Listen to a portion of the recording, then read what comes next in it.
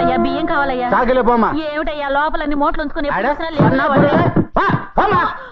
సింహ ఆహార మంత్రి నేనే. వారిని పాస్ గల ఏమిటయ్యాది? అన్నం తినడానికి కూడా క్యూలో నించోవాలా? జనం సుఖంగా బతకడం మీకు ఇష్టం లేదా? వచ్చే సరుకంతా కరెక్ట్ గా బాగా లేచా అన్ని రేషన్ షాపులకి సరఫరా చేస్తా ఉన్నామండి. రేషన్ షాపుల దగ్గర రేపటి నుంచి జనం క్యూలో నించున్నారంటే ఎంగిలాకులు తినడానికి నిన్ను క్యూలో నిలబెడతా. ఏమా ఏమిటి ఇక్కడ గొడవ? అన్నా ఏం చెప్పమంటారన్నా, మా కష్టాలు పొద్దు నుంచి సాయంత్రం దాకా ఇక్కడే పడుంటున్నాం. మా ఇంట్లో పిన్నలు పెద్దలు మొత్తం అందరం బస్సులు పడుకుంటున్నాం. ఒట్టుకొచ్చి బియ్యం అడిగితే స్టాక్ లేదు అంటున్నాడు. అన్నా మీరే మమ్మల్ని కాపాడాలన్నా. మీ గోడౌన్స్ లో స్టాక్ ఉండకూడదు.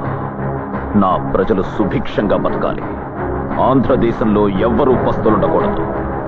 Order is pass.